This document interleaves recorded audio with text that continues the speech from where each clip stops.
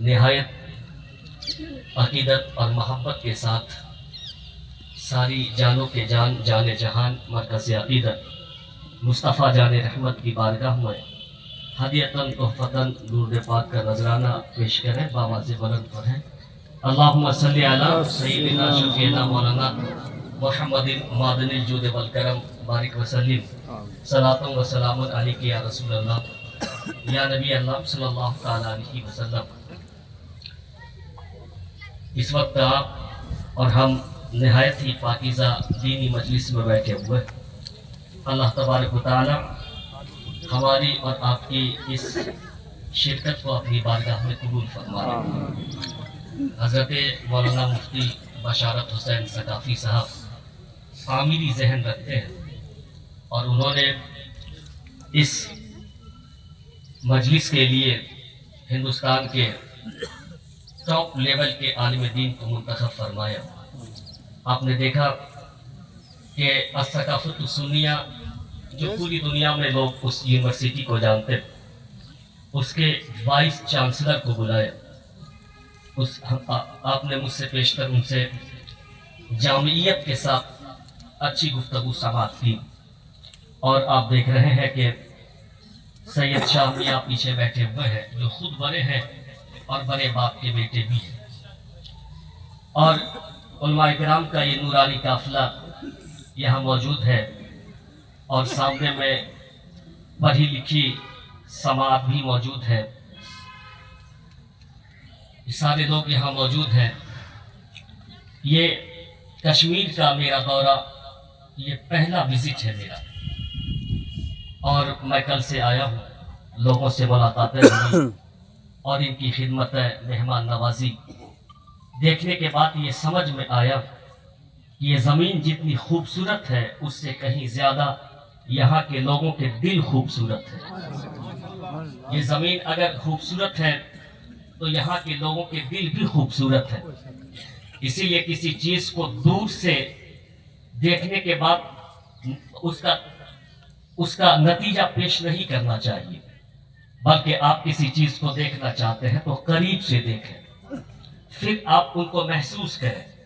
جب آپ کشمیر اور کشمیریت کو قریب سے دیکھیں گے تو کہیں گے کہ امن کا نام کشمیر ہے، پیس کا نام کشمیر ہے۔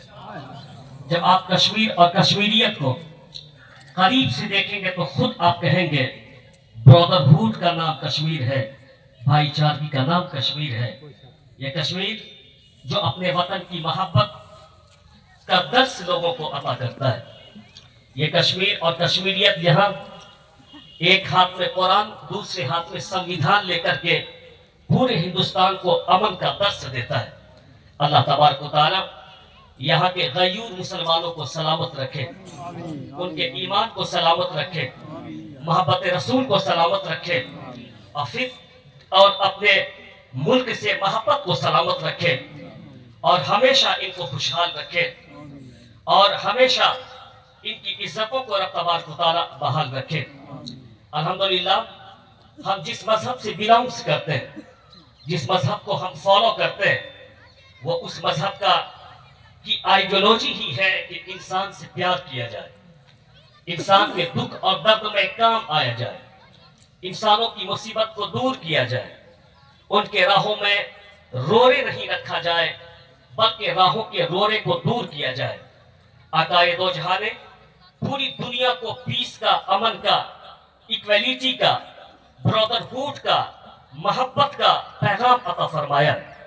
اسلام کے پیغمبر کی ایک حدیث آپ سنیے، پھر ان کے بعد آپ خود اندازہ کیجئے کہ اسلام کے پیغمبر نے کس طریقے سے ہیومینٹی کی حفاظت کی بات کی ہے، کس طریقے سے سوسائٹی کی حفاظت کی بات کی ہے۔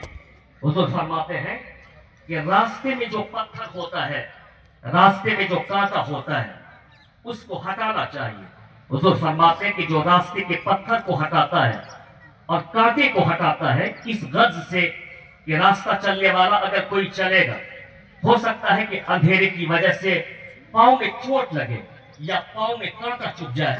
حضور فرماتے ہیں کہ اللہ تبارک و تعالی اسے صدقہ کرنے کا ثواب عطا فرماتا ہے۔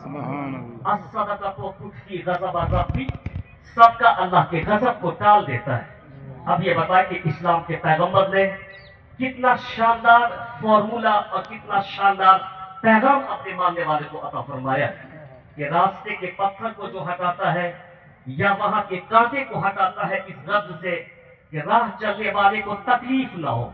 میں یہ کہتا ہوں کہ اگر آج بھی میرے قوم کے جوان اس حدیث پر عمل کریں کہ راستے پہ اگر کانٹا دیکھیں تو دور کر دیں, پتھر دیکھیں تو دور کر دیں, میری گفتگو سنجیدگی کے ساتھ آپ تک پہنچے گی, آپ ان کو سماعت کریں, یہی میں چاہتا ہوں. آپ اگر راستے سے کانٹے کو ہٹا دیں, پتھر کو ہٹا دیں, 1 مہینے تک آقائے کریم کی اس حدیث پر عمل کیا جائے تو 1 مہینے کے بعد اگر کسی پونچھ کی گلیوں میں غیر مسلم رات کو گزرے اور ان کے پاؤں میں چوٹ لگے تو برجستہ پکار کے کہے گا لگتا ہے کہ کوئی مسلمان اس گلی سے نہیں گزرا ہے. اگر مسلمان گزرا ہوتا تو گلیوں میں نہ پتھر ہوتا نہ کانٹے ہوتے. یہ ہے اسلام کی آئیڈیالوجی, یہ ہے اسلام کے پیغمبر کا وچار, یہ ہے اسلام کے پیغمبر کا یعنی مانوتا کے پرتی یہ ان کا وچار ہے.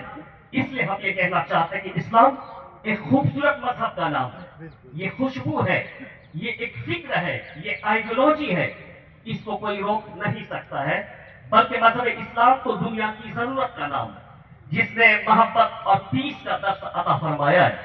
آقائے دو جہاں نے کس طرح عرب کے ان لوگوں کو جو لڑنے کی زبان, تلوار کی زبان جانتے تھے, اس کو محبت کی زبان آقائے دو جہاں نے عطا فرما دی, اس کو علم کی زبان آقائے دو جہاں نے عطا فرما دی, اس کو مصطفیٰ جان رحمت نے بھائی چارگی کی زبان ان کو عطا فرما دی. ہمارے خلیفہ دوم جس کو فاروق اعظم کہا جاتا ہے, آج بھی پوری دنیا میں اس کے انصاف کو لوگ ماڈل کے طور پہ پیش کرتے ہیں. انصاف اگر سیکھنا ہے تو فاروق اعظم سے سیکھو. ہم کسی دوسروں کی بات نہیں کرنا چاہتے, ہم تو پڑھے لکھے لوگوں کی بات کرتے ہیں.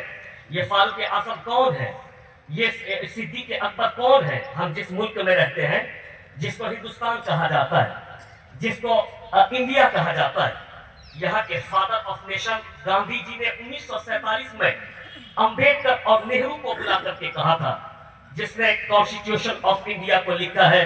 یہ چھوٹے لوگ نہیں ہیں, فادر آف نیشن کی بات کر رہا ہوں, آج کل کے گلی اور کوچے میں چلنے والے کی بات نہیں, بلکہ فادر آف نیشن جس کو گاندھی جی کہا جاتا ہے, امبیڈکر جس نے سمویدھان لکھنے کا کام کیا, اور first prime minister of India جس کو نہرو کہا جاتا ہے. یہ بڑے لوگ ہیں, یہ ایک نام اور ایک پہچان رکھتے ہیں. اس کو بلا کر کے فادر آف نیشن نے 1947 میں کہا تھا کہ میں تم دونوں کو یہ کہتا ہوں کہ سادگی, سمپلیسٹی کو اختیار کر لو, سادگی کو اختیار کر لو, اور سادگی اور سمپلیسٹی کو اختیار کر لو. اور شریعت بھی یہ کہتی ہے کہ درمیانہ چال ہم کو اختیار کرنا چاہیے.